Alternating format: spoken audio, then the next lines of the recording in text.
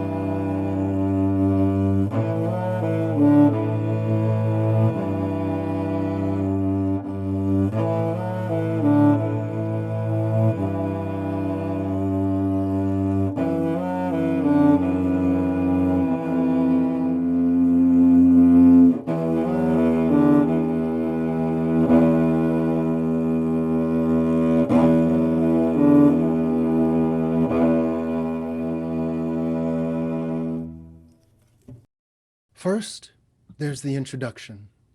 It was a year that seemed to go on longer than a year. Because it did. The time, the place, the mood. Things were bad. People were divided. Our financial institutions were performing stability in a volatile global economy. Pandemic, protests, wildfires, hurricanes. Upside down, marching on, unraveling at the seams. 232,709 COVID deaths in the United States to date. It was a year that seemed to go on longer than a year because it did.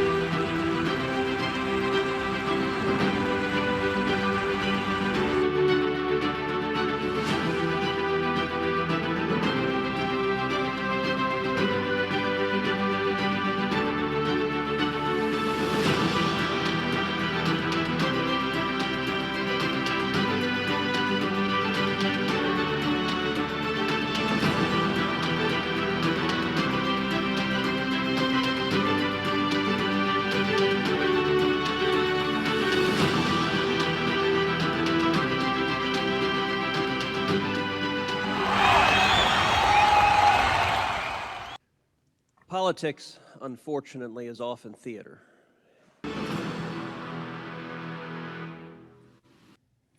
Here we are, in a moment that some describe as the most important political suspense story in our country's history.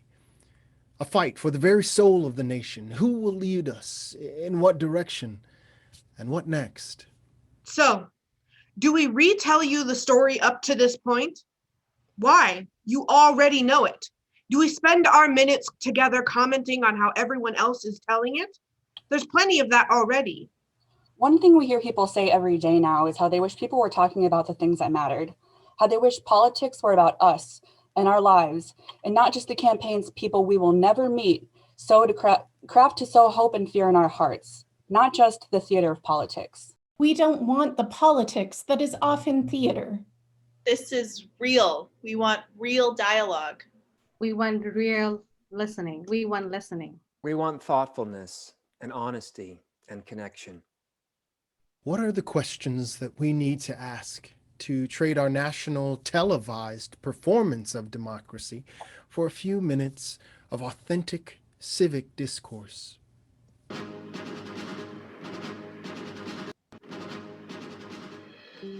This is an NBC News special report.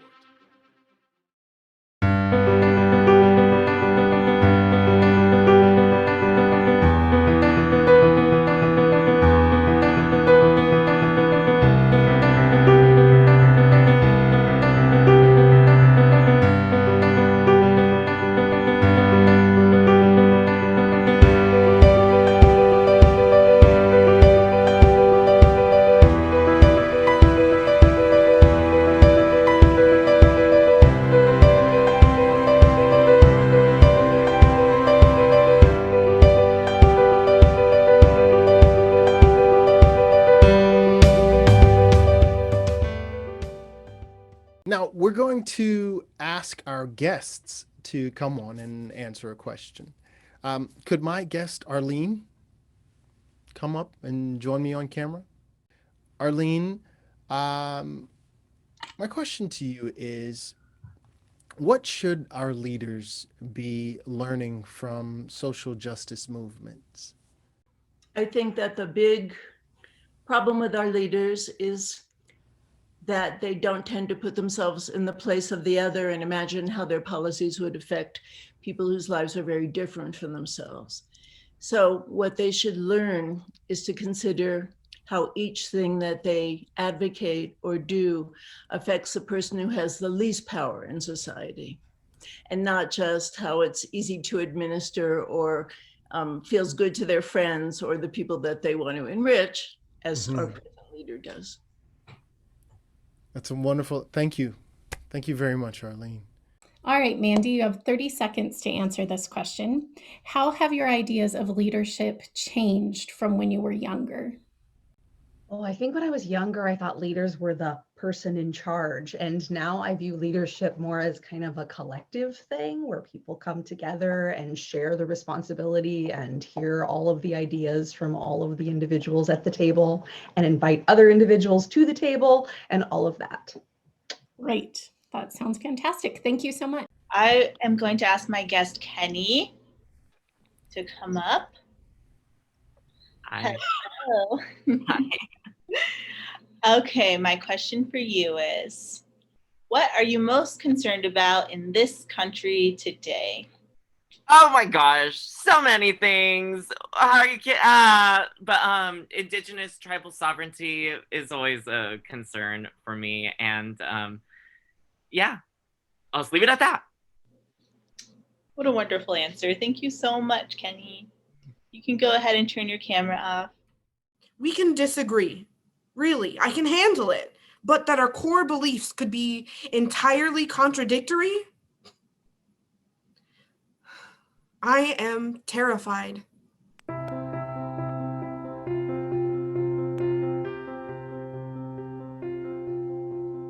This is very hard. I'm going to try and speak to you in a plain spoken way. I want to connect with you. I want to relate to you. You don't look like me.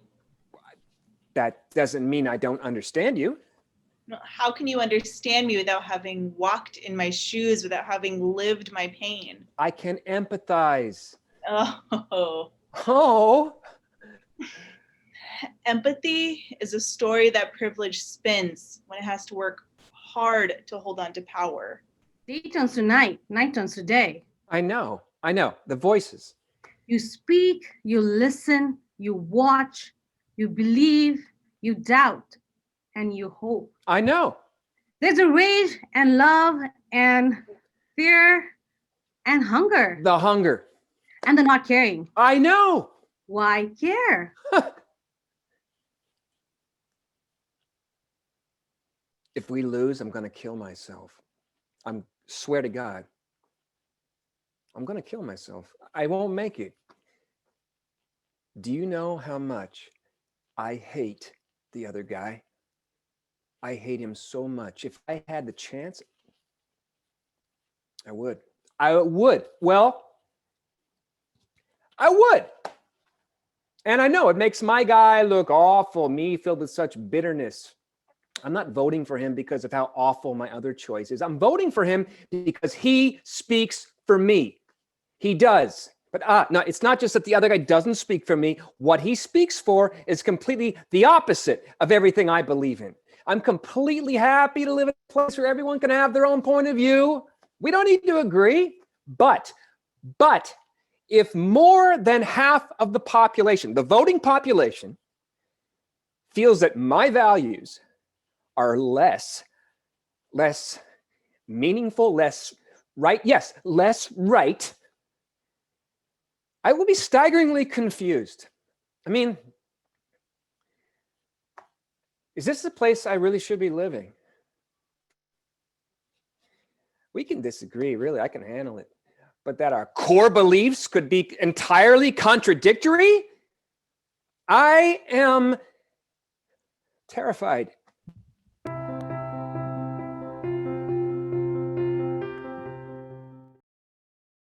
We are a mighty nation because we embedded in our national experiment the chance to fix what is broken, to call out what has faltered, to demand fairness wherever it can be found. Which is why on election night, I declared that our fight to count every vote is not about me. It is about us. It's about the democracy we share and our responsibility to preserve our way of life. You may seek to vent your anger, or worse, turn away from politics because it can be as rigged and rotten as you've always believed. I implore each of you to not give in to that anger or apathy, but instead turn to action because the antidote to injustice is progress. The cure to this malpractice is a fight for fairness in every election held, in every law passed, in every decision made. Pundits and hyper-partisans will hear my words as a rejection of the normal order. I'm supposed to say nice things and accept my fate. They will complain that I should not use this moment to recap what was done wrong or to demand a remedy. As a leader, I should be stoic in my outrage and silent in my rebuke. But stoicism is a luxury, and silence is a weapon for those who would quiet the voices of the people. And I will not concede because the erosion of our democracy is not right. And I will not waver in my commitment to work across party lines and across divisions to find a common purpose in protecting our democracy, for a state that will elect Democrats and Republicans and independents, that elects leaders who will not tolerate an erosion of our values.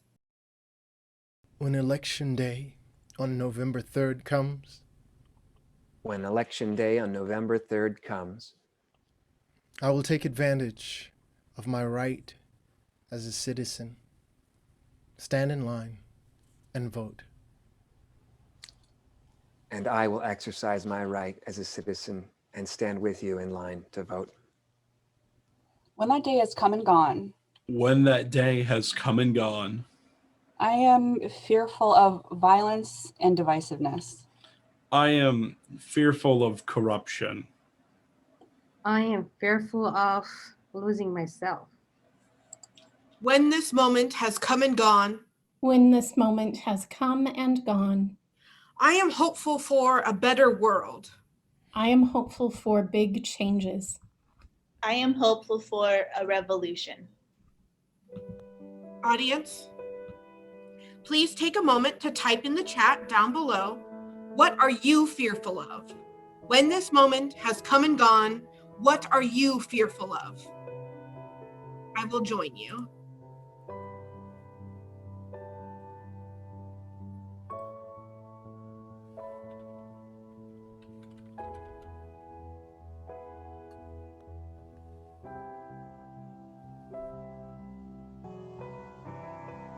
Now, type in the chat what you are hopeful for.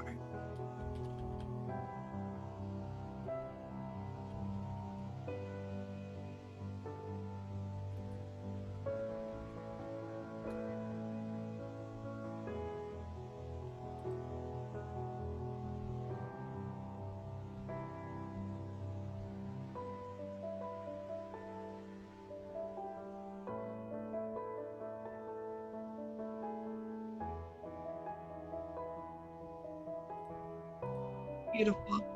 Thank you all so much for sharing your hopes and fears with us. We appreciate it. Grab one more piece of paper and your marker. Oh, yes. You have 20 seconds to answer this question. When this moment's come and gone. Audience, write what, not who. What is your grandest hope for your community? Your grandest hope for your country. Write 3 words or phrases. When this moment's come and gone. Now write one action that you will take to achieve that hopeful vision. When this moment's come and gone. Now turn your paper and hold it up. Hold it up to your heart. Hold it up to your children. Post it to your mirror or next to your front door. You can do it quietly. You don't have to announce it to the world or your family or your friends. Or you can hold it up for the world to see. You are needed to take action. To take action, to speak your truth. To take some kind of action every day towards your biggest hope for our future. You are creating this story. I am creating this story. We all are. We, the people, have the power. Acting together. Caring for each other. We will imagine and create the world we want and need. Joyful, protected, and safe. Where we each belong. Where we all can thrive. First, there's the introduction. And we begin. Keep going on song. This is a keep going, keep going, keep going on. Keep going on song. And I pray that when we meet again, that the world has changed into the world that we are imagining now together.